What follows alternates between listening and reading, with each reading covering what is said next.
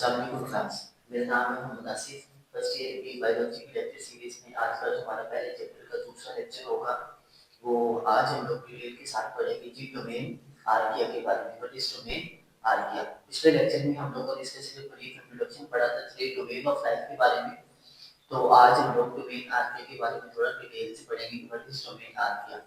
तो स्टार्ट करते हैं हम आज के लेक्चर। तो सबसे पहले अगर हम लोग आर्किया की बात करें तो ये एक ग्रीक वर्ड है जो आर्की से निकला हुआ है, जिससे मुराद होता है एंशिएंट। और एंशिएंट से मुराद होता है बहुत पुराना। ठीक है, एक ग्रीक वर्ड आर्की से निकला हुआ है जिससे क्या मुराद होता है जी, एंशिएंट होता है।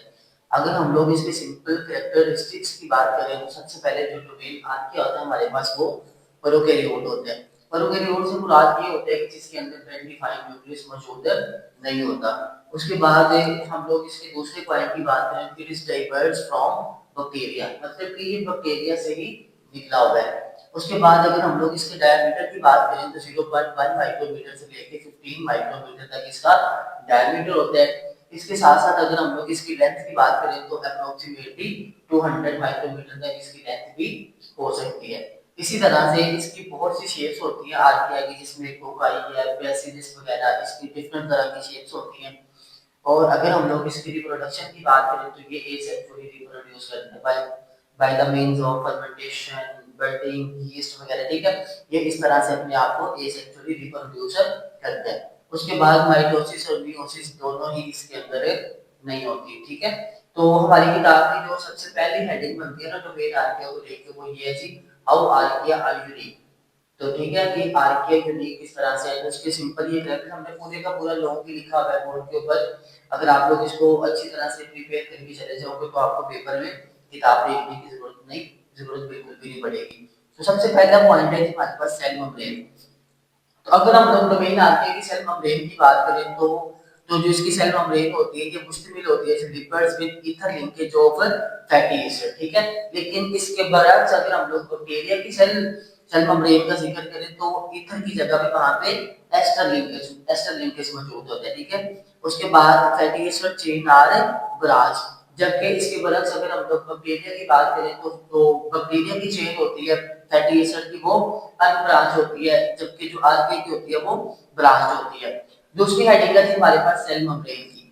तो सेल मेम्ब्रेन की बात की जाए तो आर्किया के अंदर लेग मतलब की कमी होती है किसकी जी, सेलुलोज की और पेप्टाइडोग्लाइकेन की। जबकि अगर हम लोग बैक्टीरिया की बात करें तो उसके अंदर ये वाली चीजें मौजूद होती हैं।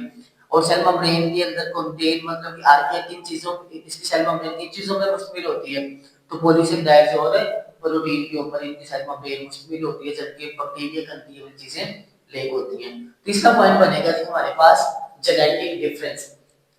अगर हम लोग जेनेटिक डिफरेंस की बात करें तो इसके जो जेनेटिक डिफरेंस है उसके सीक्वेंस ज्यादा है। ठीक है, इसके ज्यादा सीक्वेंस की वजह से इसका जो एवोल्यूशनरी रिलेशन है वो ज्यादा क्लोज है, समझने में आसान हो जाता है हमें। इसके बाद हमारे पास जो चौथी हेडिंग है वो है मेटाबॉलिज्म। अच्छा, जो इसका मेटाबॉलिज्म होता है ना वो दूसरे सारे मेटाबॉलिज्म से यूनिक होता है। उसकी वजह ये है कि जो इसका जो मेटाबॉलिज्म होता है वो यूनिक लाइक मैथोजेनेसिस। अब मैथोजेनेसिस किसको कहते हैं जी, ऐसा प्रोसेस जिसमें मीथेन प्रोड्यूस होती है उसको मैथोजेनेसिस कहते हैं। ठीक है, और जो ये वाला फैक्टर होता है ना मैथोजेनेसिस का फैक्टर, ये ना बैक्टीरिया के अंदर मौजूद होता है ना ह्यूमन मतलब के यूकेरियोट के अंदर मौजूद होते हैं।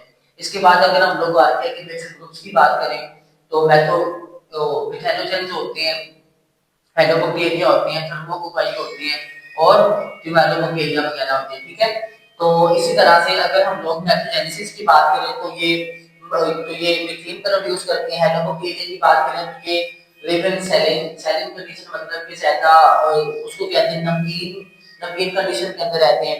इसी तरह से अगर हम लोग थर्मोकोकाई की बात करें तो ये एक्सट्रीम कंडीशन के अंदर रहते हैं।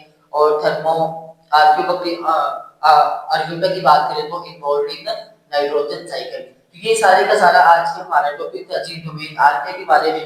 उम्मीद है आपको ये वाला टॉपिक अच्छे से समझ आ गया होगा। अगर आपको कोई चीज समझ नहीं आई तो आप दोबारा से टॉपिक को रिवाइज करके वो फिर चीज दोबारा से देख सकते हैं। और अगर आप लोग यही पॉइंट पेपर के अंदर अच्छी तरह से लिख आएंगे तो आपको किताब को देखने की जरूरत पेश नहीं आएगी। उम्मीद है आपको अच्छे समझ आ गया होगा। थैंक यू, अल्लाह हाफिज। अगर आपको हमारी वीडियो अच्छी लगी है तो हमारे चैनल को सब्सक्राइब करें, अपने दोस्तों के साथ शेयर